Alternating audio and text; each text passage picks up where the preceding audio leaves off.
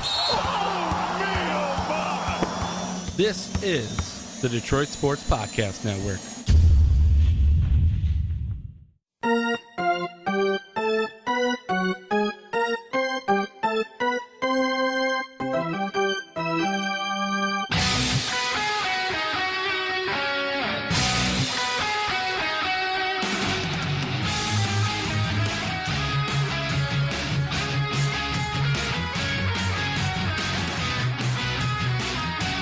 Welcome to the freshest edition of Tigers Talk with Chirco and Company. I'm your host, Vito Jerome Chirco. Alongside me, as usual, is the Doc from Doc and Jock, who is now known as Johnny Mac. Yes, because sir. of Kristen Keith, the latest one-on-one series and podcast in that one-on-one series of podcasts. Doc, for you, a good interview. I was along for the ride, enjoyed it thoroughly. A lot of good storytelling from Kristen Keith of Fox Sports Detroit, to say the least, Doc. I tried to stay humble because in my mind, when she was talking about a little bit of her desires to be a feature interviewer, I was going to say to myself, man, maybe one day, if I work really hard, I can be across the table from you and you can interview me. But I didn't say that. I kept humble, and it was a good job. I really enjoyed it. That's what I like, and I'm glad you were there to listen and critique me and got some good insights from Kristen. I just love hearing people's stories in terms of what they think about sports, working in the field of journalism, just like the field of psychology has its, ups and downs. There's a lot of talk about the field and where it's going, and in relation to covering a sports team. And on this podcast, we're talking about the Detroit Tigers, and her work at Fox Sports Detroit covering the Tigers is where we came across Kristen Keith, and she's been very nice and gracious, and it's always nice to develop new relationships with people working in the media. It's very good, and she said it herself, the more friendlier you are, the further along you'll be. And it was awesome to do. I really enjoyed doing it. It's a great hour. And Fox Sports Detroit is a broadcast partner, broadcast home of the Detroit Tigers, who are miserable, hard to watch at times, and they were again this past weekend against the Indians. Weren't they at Progressive Field? They lost the first two games. They kind of struggled to win that third game, the series finale. I'm glad they did. And they beat, in the process, Trevor Bauer, who hit three guys. It looked like, Doc, I was so scared. It looked like he injured three guys, it looked like to me. That's how bad it looked each time he hit the guys that he did. Miguel Cabrera, Ian Kinsler, in the head, looked like he was concussed, might leave the game. And all the guys, including Weimar, who was hit in the knee, he's got two bad knees. He's an aging vet. To see him go down like that in excruciating pain, rolling around in the dirt there by home plate, I thought he was out of the game and out for the season, and I thought his career might have been derailed by that pitch hitting him in the knee, thrown by Trevor Bauer. And Bauer after the game, was very classy and spoke about how he didn't have any intent to hit those three batters of the Tigers. And rightfully so, as you shouldn't, no matter if there's a pennant race or not, and no matter what you think about the team or not. And it looked like he was shaken by hitting those three guys, too. Miguel, especially Ian Kinsler and Weimar, he felt bad. He went down on two knees at one point. Do you remember that? Did you see him go down? He was struggling himself to deal with specifically those two moments after Miguel Cabrera was hit. So the last two guys he hit, and Ian Kinsler, as I said, it looked like he was concussed. And that's never a good thing. And I know they kept checking him, Doc, from what I read. George Sipple tweeted it out on Sunday after the game that they were checking him. Kevin Wren and the training staff, Brad Osmond, the entire team, specifically that training staff, was checking Ian Kinsler each and every single time he left the field to make sure that he wasn't concussed, because you got to pull a guy out at that point if he is. Can't mess around with that. We know about what it can lead to after baseball. And I was glad to see him stick in there, but at the same time, I'm thinking, well, I hope it doesn't linger on where he has to miss time now going forward, which could be the case still at this point, Doc. Now, part of my baseball viewing habits involves watching Fox Sports Detroit and turning on the radio in the background. And when you heard it, you heard the crack, and his helmet flew off, and you're like, oh boy, this could be very serious. And a guy like Ian Kinsler is very important for down the stretch in terms of the Tigers trying to do whatever they can do to scratch and claw in order to get to the wild card. But Vito, what's disappointing is that, okay, everybody understands that the Indians are better than the Tigers.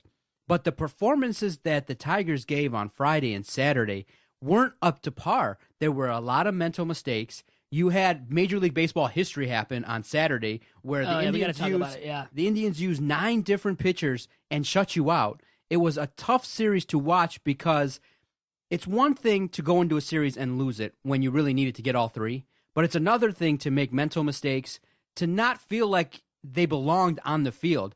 It looked like on Friday and Saturday that the Tigers were a AAA team out there. Cameron Maybin made key mistakes.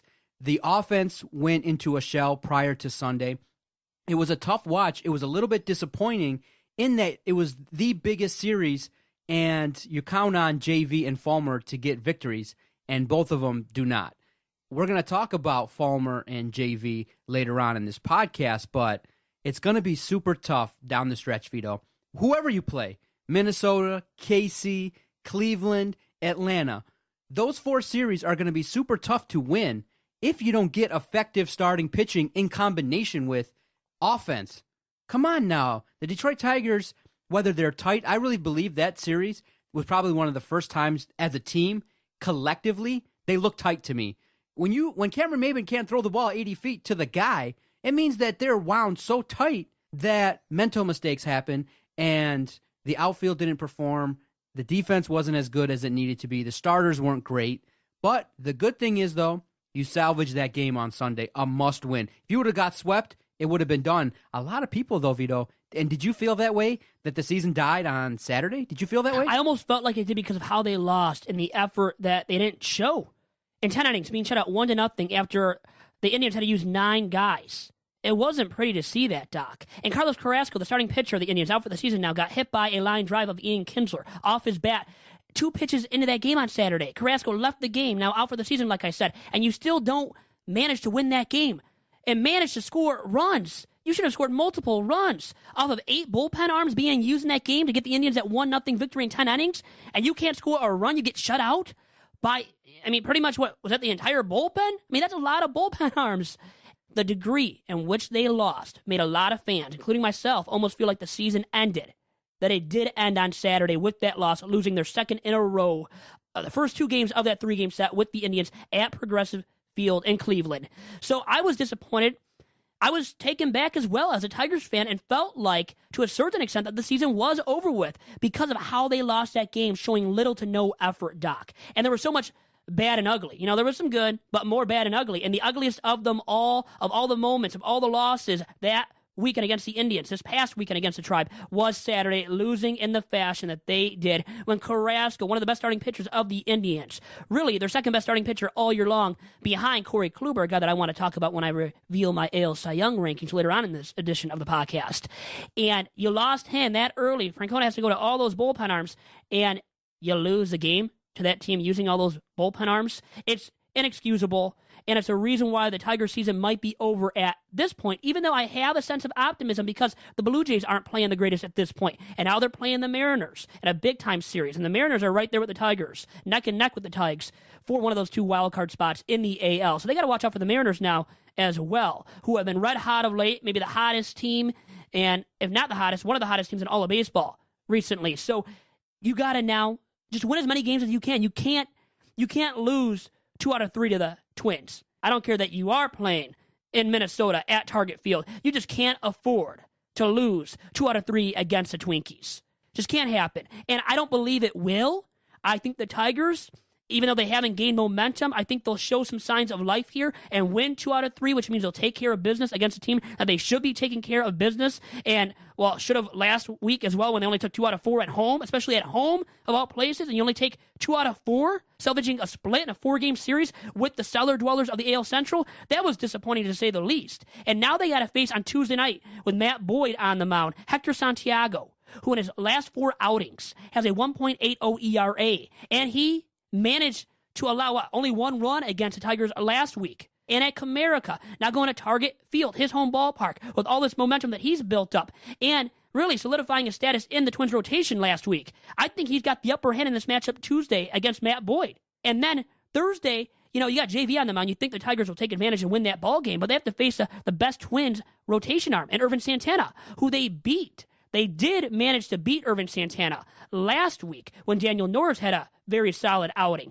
But Santana to beat twice now in back-to-back weeks, back-to-back, times facing them, that's a tough task. And I don't care how bad the Twins are, they're still no slouch at this point when you see their bats, how they have heated up, especially Brian Dozier, the likes of him in that lineup, which is better than you think and can mash to a certain extent. And because of that, playing spoiler. And if they do, the season for sure is over with for the Tigers in 2016. Man, Vito, lot to sink our teeth into on this very episode of the podcast. How confident are you this week that the Tigers are going to play solid baseball in their efforts to win 2 series. It's just tough because there's so many things wrong that make it hard for the Tigers to win a single game. You got the issues that we're going to talk about regarding V-Mart and his spot in the lineup. You got JV, you got Fulmer. You got to have the bullpen shine through this week. And then you're going to have to remember, we can't assume that the Tigers are going to go and play well versus Minnesota and Kansas City, just based upon the track record. So it's really hard, but there is hope that the other teams in the wild card hunt, like you said, are playing opponents that are, bound for the postseason or are in the wild card hunt. So we do have a chance if the Tigers get on a roll. Everybody knows this is crunch time. Why not the Tigers get on a roll this week, win 5 of 6, and then really put pressure on Cleveland to do, to perform at the end of the season? That 4-game series versus Cleveland and Detroit is going to be super tough. I would expect probably going into it a split at best, but you never know if they come off a solid week and everything kind of comes into form, then hell, maybe, just maybe, each game can be close down to the wire and you get 3 of 4 and then you maybe sweep Atlanta. There is a small chance. The window is not slam shut like I felt like it was last week, but it's very, very hard because all we're doing, Vito, is hoping. We're hoping they perform well. We're hoping everybody steps up. Vito, everything has to kind of fall in place. You got to have the offense step up. You got to have V-Mark get out of a slump. You got to have Kinsler being healthy. We need a resurgence of JV and Fulmer. We need the other guys, Boyd and Norris, to not, tail off. And then finally, the icing on the cake, we need the bullpen, if there is a lead, to hold it. It's just a lot of things that this team has to do, and I just don't have the confidence that they're going to pull it all together. It's just too tough. It's too insurmountable in my mind for everything that I just said to happen.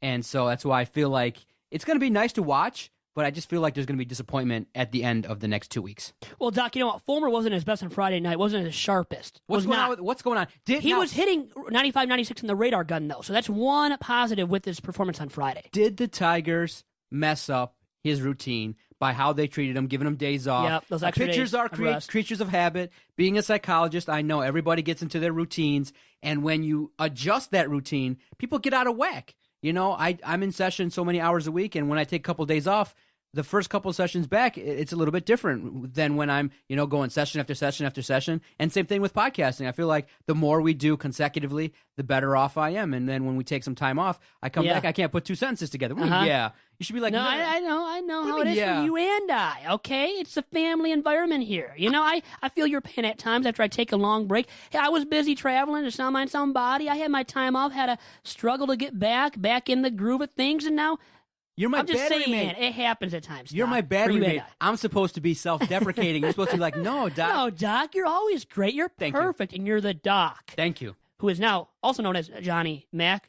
Now, that was a famous nickname of John McEnroe, the famous tennis player and all-time legend in the sport. Now, you liked tennis, not to get on a tennis tirade, but you actually were a fan. You are a fan of the game, right, as well, and you played it in high school, right? I did. I'm correct in saying all that. So there is some correlation to that nickname for you.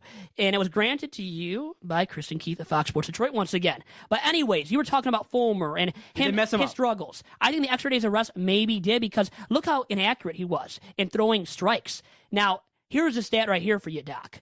His command was so off that he fired just 55 of his 100 pitches Friday night against the Indians for strikes. 55 of 100 for strikes against the Tribe. Not a good efficient rate in strike throwing. So he's got to be better than that. And now he will face the Indians again. Think about that in that 4-game set at Comerica. I don't like his chances.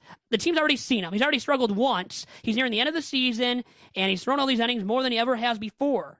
And now he has to face the Tribe, who have the same performers, who he will go up against, the next time around against the Indians. I don't see him faring very well. The one bright spot, as I brought up before, regarding Fulmer and his start Friday, was that he still threw 95 to 96, was reaching that in velocity on the radar gun consistently with his fastball. So you liked seeing that, because you might have thought, well, maybe the extra days of rest and the toll, really, more of the toll on his arm, okay, of all these innings that he's thrown, has gotten the best of him, and that's why now he's not reaching the same velocity as he was when he was really at his peak performance, a level of performance this year, which was earlier. It was earlier on in the season at this point now, and I think you're seeing signs of regression because he's growing tired. His arm is tired. He's thrown so many innings that it's gotten protecting the best of them. So I think seeing the Fulmer that's a capable and effective number 2 starter behind JV in the Tigers rotation, I think that's pretty much done for Michael Fulmer at this point in the season. So even if they do get into the playoffs, and as of right now, it's going to be via the wild card route. I know you brought up the division having a slimmer of hope. That door was completely slammed shut. And I thought I was an optimist. Okay, the voice of optimism. And you were the guy that flew off the handle. Well, after seeing the Tigers lose 2 out of 3 against the Indians this past weekend, it's over with. The division race, Indians are up by 7 games going into Tuesday night. And they're not going to relinquish that lead. It deserves, the division crown deserves to have. They will be the 2016 AL Central Division champs. The slimmer of hope that I keep open for the Tigers is the fact they can get in via the wild card. And I think as that second wild card team.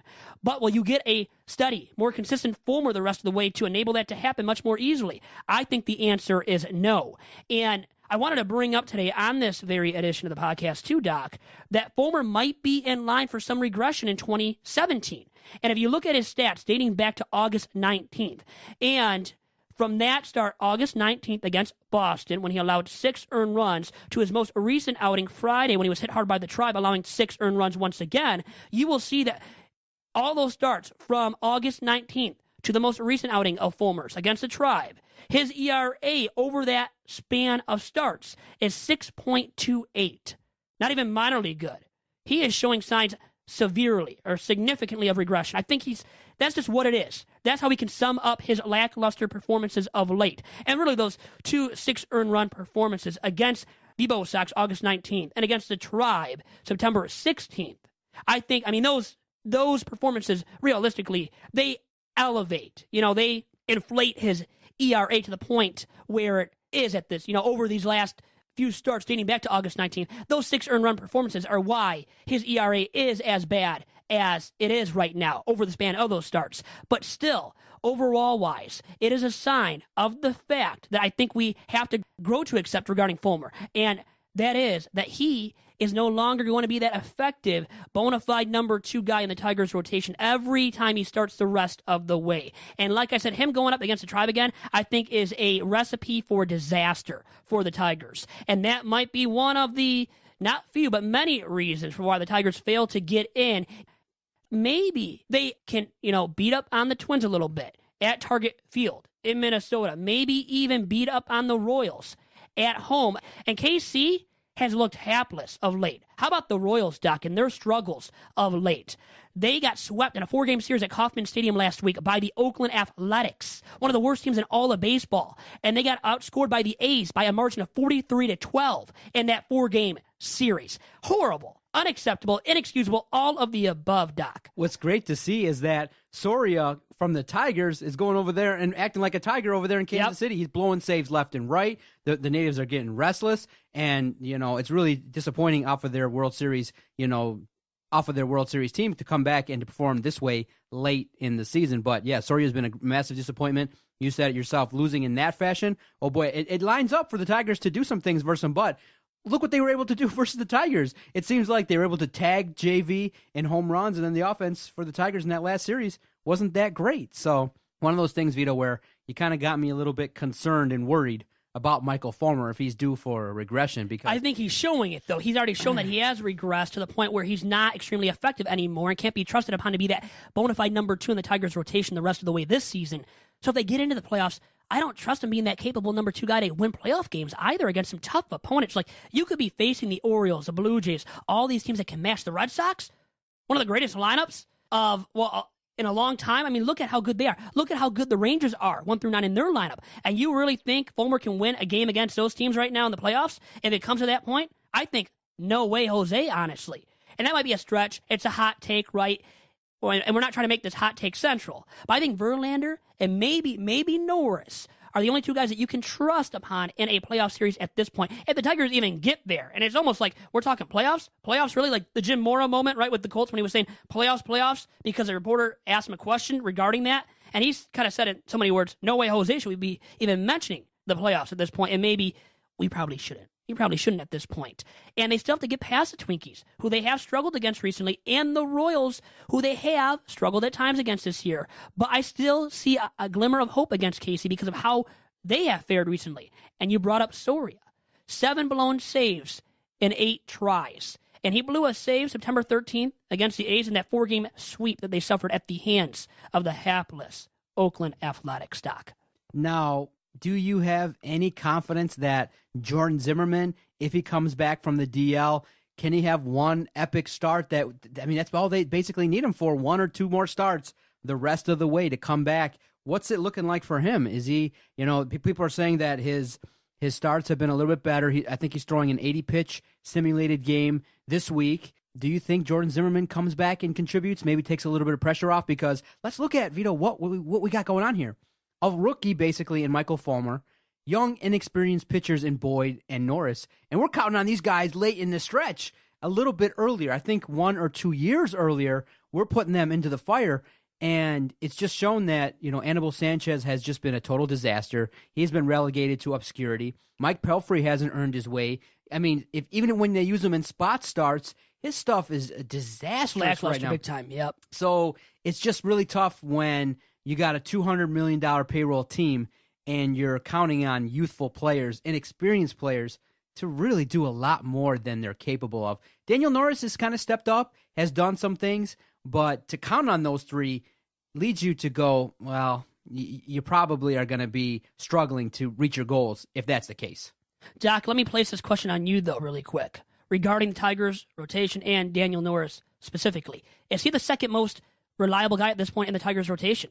What do you think? You could argue he might be the most reliable. I think after JV, it's still JV. Come on.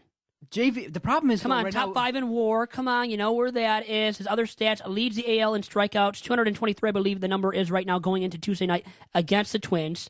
So come on, JV, number 1. But I'm asking you, after JV. Then it's Daniel Norris, yeah. Right? He's trending upward. Yeah, at this point. Where do you place Fulmer? Fulmer's number 3, but how much do you really trust him at this point, Doc? And I've told you already my opinion about Fulmer. Went on, for forever, it seemed like, regarding him and how he's struggled, how he has regressed. Now you, though, Fulmer, do you trust him?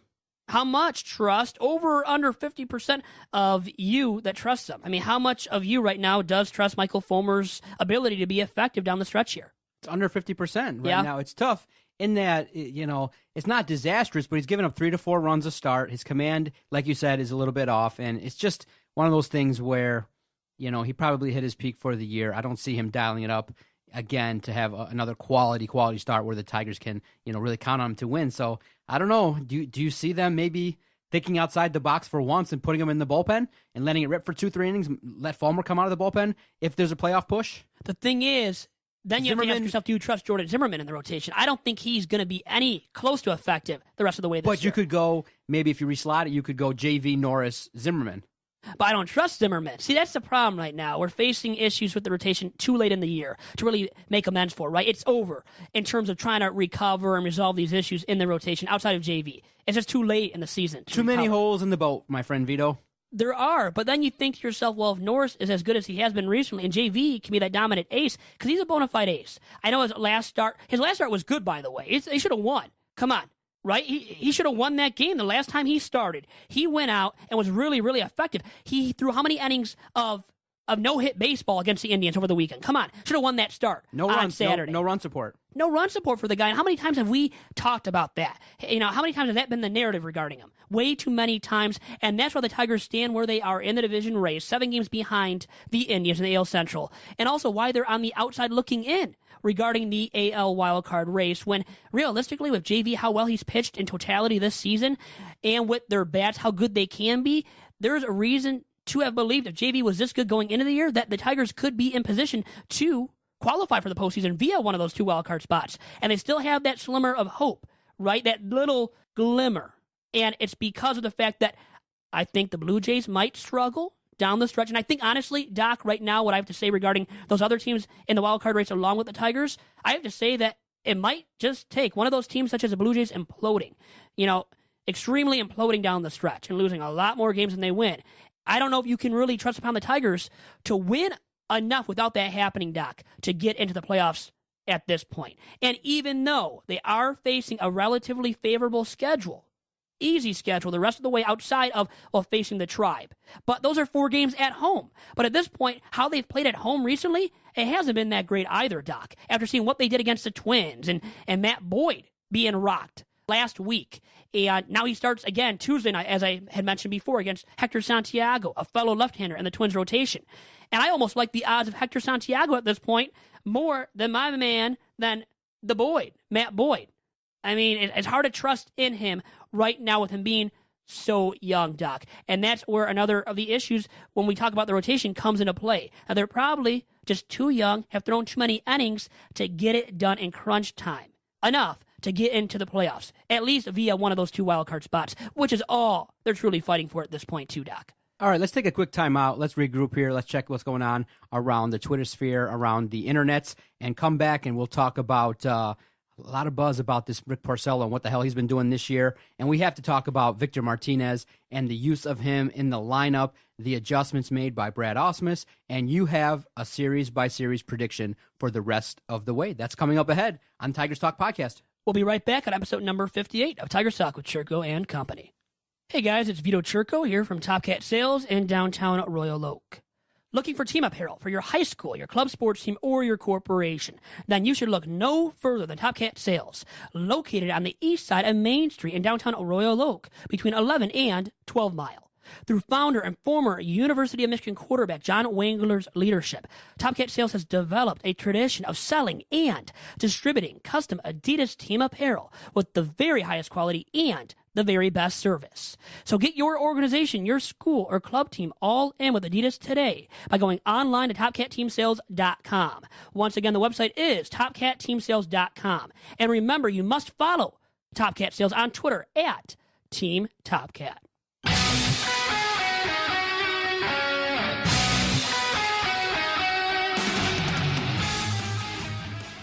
Don't forget to vote for the Week 4 Top Cat Sales Coach of the Week, courtesy of the Detroit Sports Podcast Network on DetroitSportsPodcast.com. And back here on episode 58 of Tigers Talk with Chirco and Company, I am your host, Vito Geronimo Chirco. That is Vito Jerome Chirco. I like saying that, playing along with that. You know, Doc knows how it is. Now is my co-host, along for the ride once again.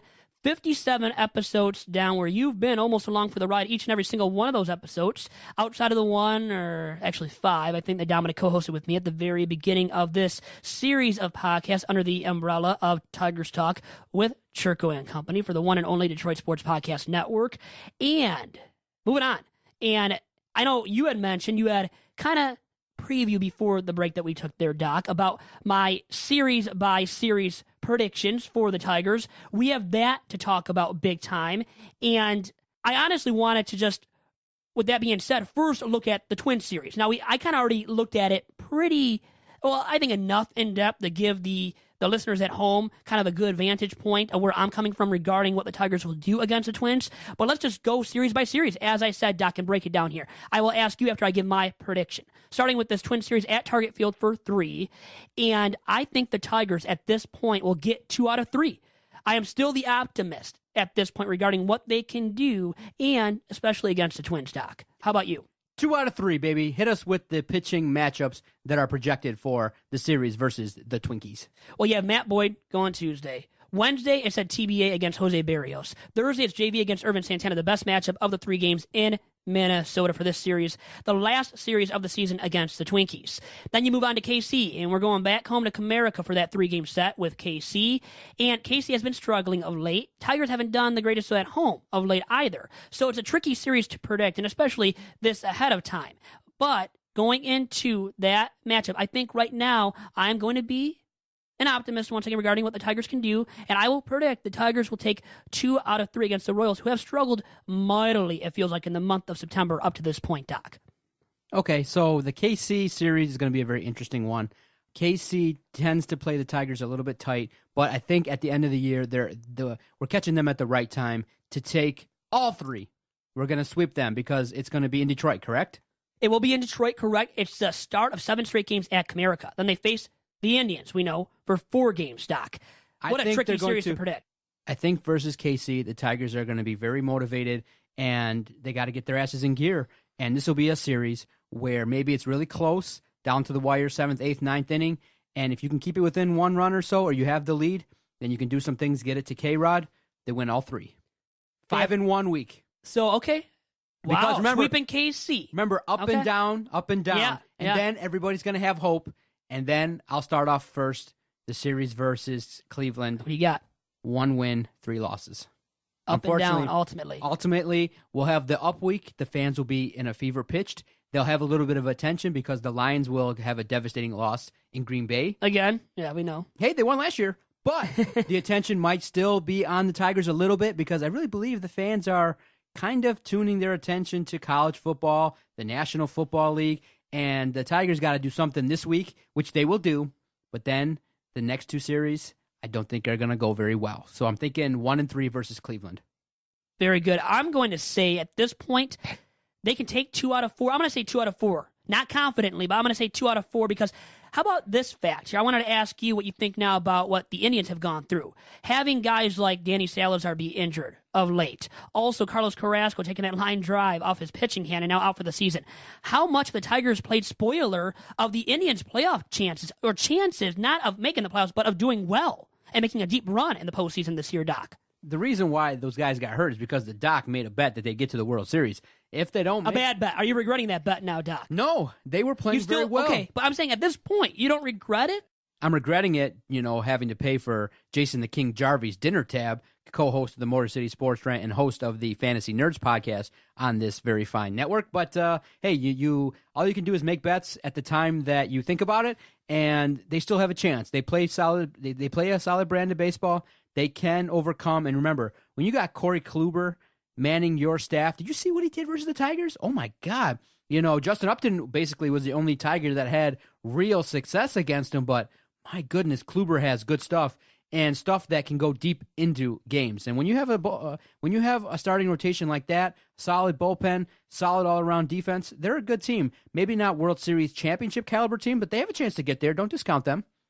And if the bullpen performs as effectively as it did against the Tigers, come on. And they got a real solid shot. But the thing is, what I question with the Indians now is having one strong starter and a little bit above average starter as their number 2 in Trevor Bauer, who did not look great at all on Sunday against the Tigers, hitting 3 batters, as we talked about earlier in this edition of the pod. And that makes me worry, makes me concerned, or I would be concerned as an Indians fan going into the playoffs now, having to go to battle with these good hitting lineups with only Trevor Bauer, but also Kluber as your number 1. Stand out. You can trust him as that number 1 in the Indians rotation. But with him and Bauer's your number 2. Are you going to trust that to win playoff games, to be able to win a playoff series, and to be able to advance past the first round? I don't know if they can do that against the likes of possibly the O's, the Blue Jays, the Red Sox, the Rangers in this year's playoff stock. So I am questioning right now what they can do going forward. They will make it in. They will win the division. They have a stranglehold on the division over the Tigers. They really do, and over the rest of the AL Central this season. But getting past the first round of the playoffs, which is the ALDS, I don't see it happening. Thus, or hence, whatever word you want to use, I place the Indians' odds of advancing past the first round at, I'm going to say 40%. So not extremely under 50% because they're still a quality ball club, have a great offensive unit that has shown so much this year, out of the blue, really, out of nowhere for a guy like Mike Napoli, Rajai Davis until recently, who has slowed down of late, with that being said. And their bullpen is stout, and with the addition of Andrew Miller, they could do a lot of good stuff still, potentially, but whether or not the chances of them doing something are above 50%, I'm going to say no and take the under. How about you, Doc? Okay, I believe Cleveland's going to do it. They're going to advance in the postseason. So pass the first round, but how far? I say they get to the World Series and lose to the National League team. Okay, so your bet was for the Indians to win it all. No, my bet was to get to the World Series. So your bet can still actually pay off for you. Yep, they have to be the AL pennant winning team. They're going to get to the World Series versus the Cubs, and they're going to lose in 6 games. Cleveland versus Chicago in a Midwest matchup in the World Series, and the Cubbies win the World Series. Everyone gets jealous here in Detroit because Joe Madden will go to Chicago and lead the Chicago Cubs, who are starving for championship success, and they're going to win a World Series. That's my prediction. Yeah, I think the Cubbies, still, you never know in the playoffs. I'll just remind Cubbies fans of that. You never know what can happen in the playoffs. Somebody can get hot and just take your thunder right from you that quickly, Doc, and remove you from the postseason. But now we had mentioned Michael Fulmer before in this edition of the podcast. Now, you had mentioned earlier on before the break that we wanted to talk about, that trade of Rick Porcello now. And there's a circle of love, an endless circle of life there, right, between Porcello and Fulmer. And it was Porcello, remember, for Yoenis Cespedes with the Red Sox in December of 2014. And Doc, since then, Porcello has become a bona fide ace atop that Red Sox rotation. Now, hear me out. I'm going to sound crazy, but it's going to have logic behind it. Obviously, getting Michael Fulmer for the future is a great victory for the Detroit Tigers. It's nice to have. So the eventual trade that was made for Cespedes at the time turned into Michael Fulmer for the future.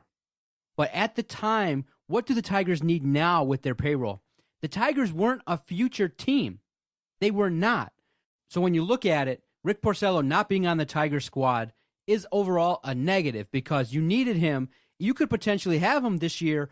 Vito, let me know if this is possible. You could have had a rotation of JV, Rick Porcello, if he performs this well, Zimmerman, if you went out there and got him. Now you can go 4 and 5. Maybe it's a little bit better if you round that out. So, in my opinion, I want to say this. The Tigers were in a win-now mode. So I think my thinking is that in a win-now mode, Vito, you need Rick Porcello.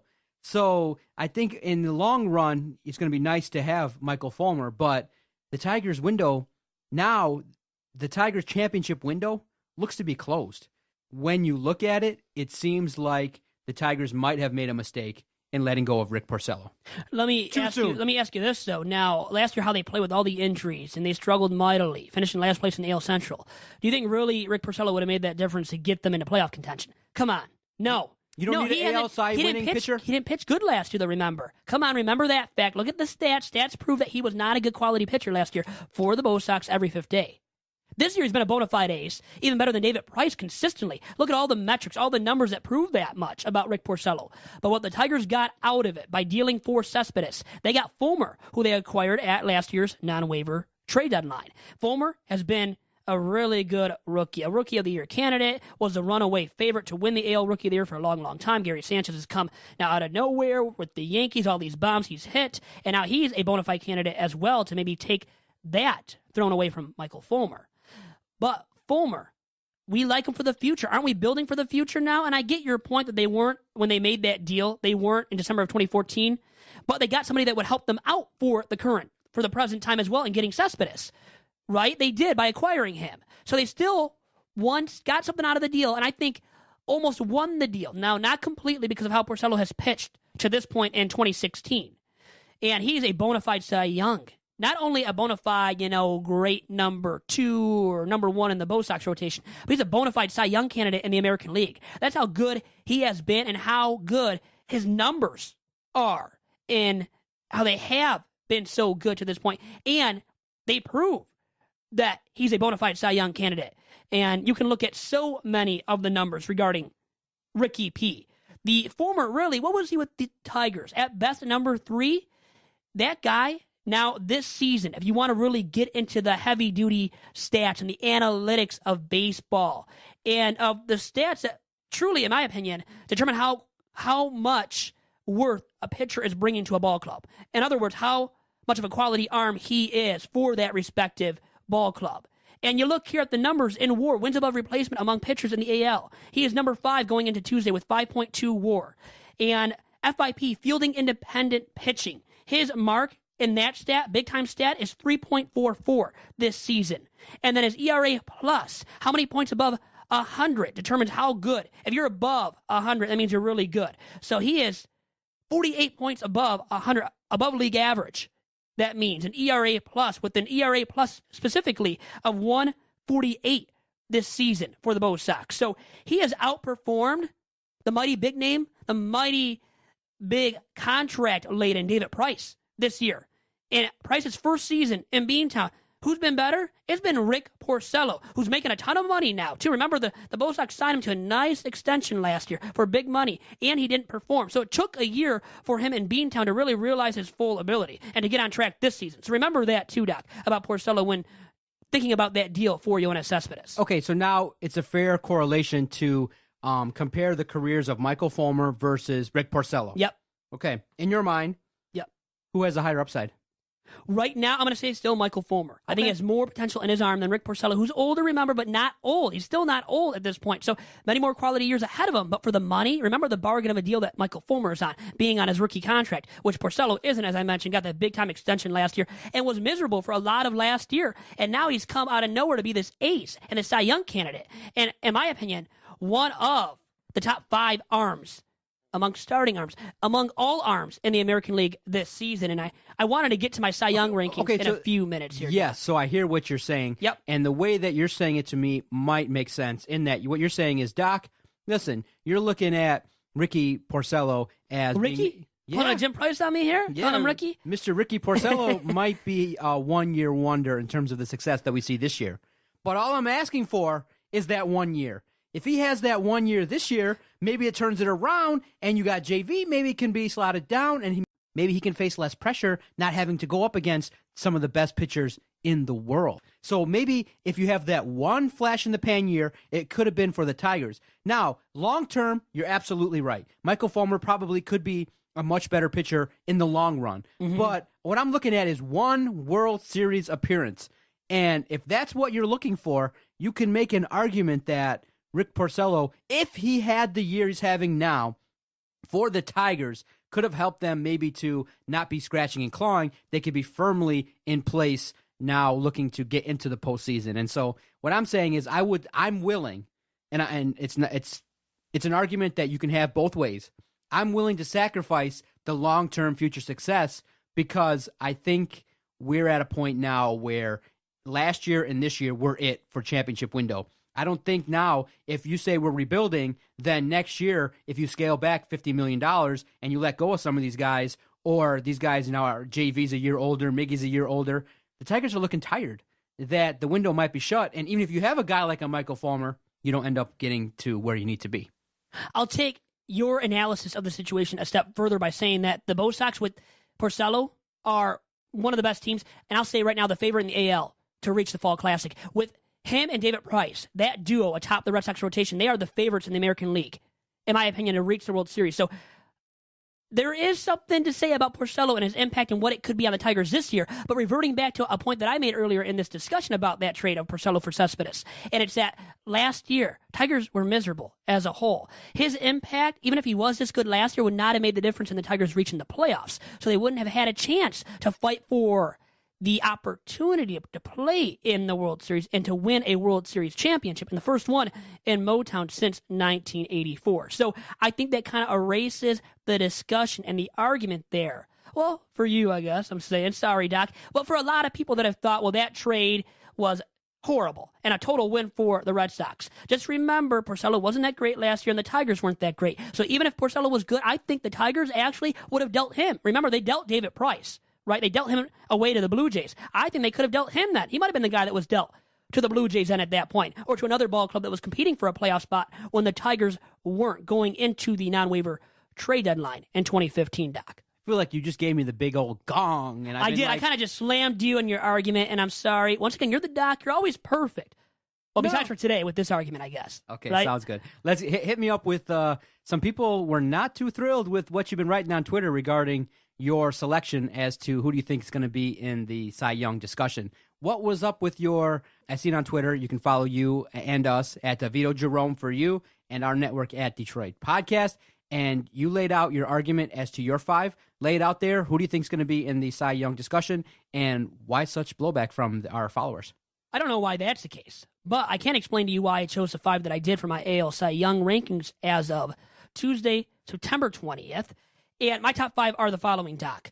Corey Kluber of the Tribe at number 1. He's got all the stats to prove why he should be the top candidate for the AL Cy Young in 2016 with 6.4 WAR, the highest WAR among pitchers in the American League this season. He has the best FIP, fielding independent pitching, as well for AL pitchers with a 3.25 mark. And then there's the ERA plus, another vital stat analytically, and that, in my opinion, because of that, determines the quality of a pitcher overall. And that ERA plus of Kluber is number 1. Another stat where he's number 1 in among AL and all American League pitchers. And that stat, that exact mark for Kluber at ERA plus, is at 153 this season as of September 20th. So very good all around year for Kluber. He's my number 1 guy. Number 2, right now for me in Cy Young rankings is Masahiro Tanaka, the New York Yankees. How about the season he's had? Kind of out of nowhere, and because the Yankees weren't projected to finish very high in their division, as high as in in other seasons in the Bronx where they expect to win all the time, and he's had a really good season and been under the radar, with that being said, guys. So he's another one to watch out for the rest of the way this year, I believe, but also in future seasons because he's still not that old of a starting arm. And he's by far the best arm in that Yankees rotation. He's my number 2 guy for the Cy Young because of stats. Once again, I go back to the WAR where he's tied for second with our man, JV. And then he's second in FIP, fielding independent pitching. That stat is, once again, for AL pitchers. That is. And then third in ERA plus for all American League pitchers. So he's my number 2 AL Cy Young candidate at this point, right behind Corey Kluber of the Tribe. Number 3 is the highly talked about on this edition of the podcast, Ricky P. Speaking of, Jim Price's nickname for Rick Porcello, he is my number 3 guy because of numbers such as his 5.2 WAR, his FIP of 3.44, his ERA plus, which is second best in the AL up to this point at 148. So he is number 3, and rounding out my top 5 at number 4 and 5 are Chris Sale of the White Sox and Justin Verlander of the Tigers, respectively. Because of, once again, positive marks, and especially for JV in WAR with 5.5, once again being tied for second best in the AL with the Yankees, Masahiro Tanaka. And that's why I have those rankings shaped the way that I do, with Chris Sale, like I said, a hair ahead of him because of stats such as the WAR, where he's in the conversation for top 5 in WAR among all AL pitchers. He is right now in the top 5 for that, along with being in the top 5 for FIP, where Verlander is not in the top 5 of 2 of those 3 major stat categories that I have brought up, which are my reasons for why I chose my top 5 in the fashion that I did for the AL Cy Young at this point, Doc. Now, Vito, at the end of the year, who do you think will win and capture the Cy Young Award? Who's going to walk away with the prize? I think really it's going to be Corey Kluber's award to win. I think he's proven that with this season, being the best pitcher of a dominant ball club in the AL Central all year long. They really haven't had to look back at anybody in the division up and down all year long. So I like what he's done, and he's that heavy-duty workhorse at the front of the rotation who now will be counted upon even further because of injuries to Salazar, to Carlos Carrasco. Trevor Bauer is still unproven. And going into the playoffs, who do you trust right now in that Tribe rotation? It is Corey Kluber. So it's as simple as that for me. It's Corey Kluber, even though now, for some people, Doc, and I don't know what you think, I'm going to get to now a few other guys' predictions for the AL Cy Young before the end of this podcast. But first with you, before we get to 2 guys who text me their top 5 for the AL Cy Young, I wanted to get yours. So first, just give me your Cy Young favorite right now. Is it my guy, Corey Kluber, or could it be a guy, once again, highly talked about on this episode of the podcast, in Ricky P? 1 or 2 more starts like he had the last week, where you go complete game and looks dominant, you have a chance to get a couple more votes for Rick Porcello. He'll probably finish second. I got Corey Kluber winning it all, just like you do. Thank you. You agree with me. Wow, bowing down to me now. I bow down to you. You bow down to me. Look at that. We're a family here, right? On the Detroit Sports Podcast Network. Thank you for that prediction. Now, to 2 other guys who have been guests on this very fine podcast, Dominic Chirco, my brother, and Ryan Ford of the Detroit Free Press. Now, here is what those fellas had to say. Dom Chirco's top 5 Cy Young candidates in the AL right now are Kluber. Kluber's a convincing favorite, right? And I'm going to just say this right now, and I guess I'm giving it away, but Ryan Ford also has him as number 1. But Dom Chirco, 1 through 5, Kluber, 1. Number 2, Porcello. Number 3, JV. Number 4, his man in Chi-Town, Chris Sale. And number 5, Masahiro Tanaka. So we kind of disagree big time upon where Tanaka should be among the top 5 in the AL Cy Young race at this point, Doc. And then moving on to Ryan Ford and his top 5. Once again, it is led by Corey Kluber of the Tribe, followed by Verlander, Porcello, Chris Sale, and then a guy that didn't make the list for anybody else on this panel of experts, as we're not really a panel of experts. But amongst this panel, nobody put in Cole Hamels. Ryan Ford put that Texas Rangers ace at number 5 in his Cy Young rankings. So maybe a surprising choice, but he's also been a guy that has been good so far since being dealt to the Rangers last year. He has been very good, a very fine addition, in so many words, to that Texas Rangers rotation, Doc. Okay, great analysis. But before we get out of here, we got to talk about one more point. is Vmart ever going to be moved out of the cleanup spot? Because everyone's talking about it. He looks like a guy that maybe needs one of those quote-unquote days off, but I think the Tigers could do a lot better if Victor Martinez was not batting in the spot that he's in. It's unfortunate that Brad Ausmus is waiting so long, to move him. And I understand the theory regarding that you want a left-handed bat after Miguel Cabrera, but when you look at his numbers for September, they're horrid. And you want your best guys getting more at-bats, don't you think? Just, as a novice, you want a guy like maybe JD to get more at-bats than a guy like Victor at this point in the season. So it's just a tough situation right now in that a lot of people view Brad Ausmus's weaknesses is that he takes too long to observe that a change needs to be made. Victor Martinez's spot in the batting lineup needs to be changed. That's my decree. That's why Brad Ausmus is my buster of the week, and that's why he is a manager that's under the hot seat by a lot of people. But he just takes too long, so he's my buster of the week.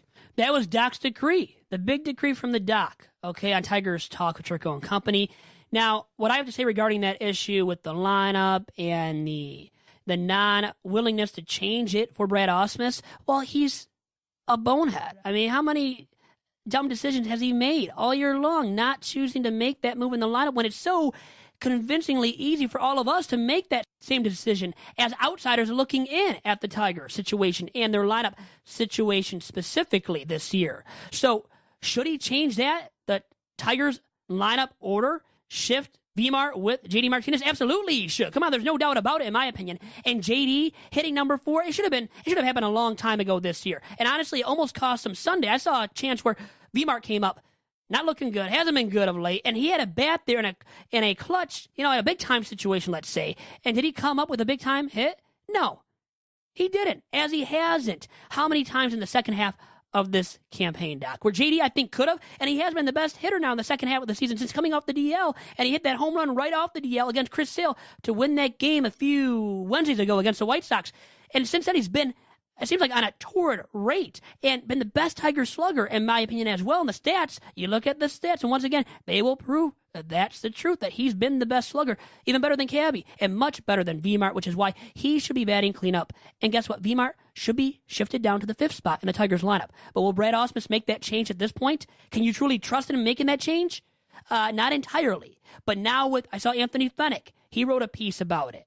And maybe that will convince him, maybe, to make that change. But I'm still not 100% sold that he will, which I think is a necessary change, Doc, that should have happened a long time ago in the second half. Because in the first half, Vmart was fine, had a great first half. But since the second half, since JD returned, really I would say a week after JD returned is when Brad Ausmus should have made that change to put JD Martinez hitting 4th and Vmart hitting 5th. All right, Vito, great podcast. Great hour talking baseball with our guy, producer of the One-on-One podcast. Did I give you a new title? Thank you. I like it. No problem. You did a good job, sir. I love listening to your takes on baseball. I definitely checked out your work at the Free Press. You previewed the series versus Minnesota and Kansas City this week, so definitely give Vito a follow at Vito Jerome and check out his work at the Free Press, freep.com. Absolutely, yes, Doc. Thank you for that plug. And really quick, my buster of the week is, drum roll. No drum roll here, right? We don't get that. No. But I was going to say it's got to be Victor Martinez. As easy as that. We just talked about him, and he is my buster of the week for all his struggles in these big-time situations of late with those guys in scoring position. And, Doc, your toast of the town, who is your toast of the town going to be this week? My toast of the town this week, guy that continuing to mash the hell out of the baseball, I'm going to give it to Justin Upton. If you can continue to hit Corey Kluber and really help your team win, he is trying his absolute best to make up for the awful start. He had a good week this week. He had a decent performance in the series versus Cleveland, did his best to help the Tigers, and he gets the title this week, toast of the town. And with that, Doc, you were the toast of the town for today. For the Detroit Sports Podcast Network, the One-on-One, as you already brought up, as I have brought up now as well, interviewing Kristen Keith, and that will come out now when, Doc, really quick? When does that come out? The same day yours is. As well as mine. Wednesday, baby. Awesome. Wednesday should be a great day for the DSP Network with my podcast, episode 58 of Tiger Talk coming out, and that One-on-One podcast of yours with Kristen Keith of Fox Sports Detroit. Yes, sir, Vito. Can't wait to talk about the great week that will be for the Detroit Tigers. Then the doom will hit. Sorry. Hey, up and down, It's up and coming down. on. Let's have an up week. Why not? And we'll talk about all of that next week on episode 59 of Tigers Talk with Chirco and Company. Have a great week until then. Good luck to the Tigers, and goodbye for now.